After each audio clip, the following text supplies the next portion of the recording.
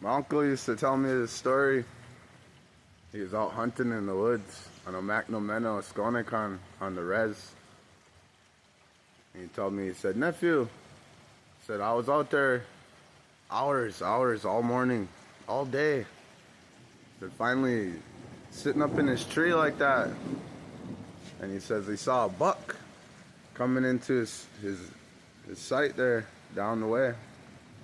He said he sat there and watched that buck for like a good hour. Seemed like forever. And he said it was dusk time, the sun was just now coming down. Anyways, he says the buck finally come around to me, presented himself. He said it seemed like the buck knew he was there, right?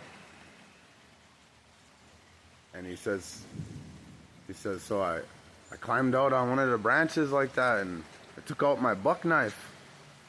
And he says, I jumped down on it, fucking grabbed it by the antlers, fucking slit its throat. And he says, and I dragged it home and I fed it to my family, he says. So later on that night, he's at the bar, right, and bragging about his kill.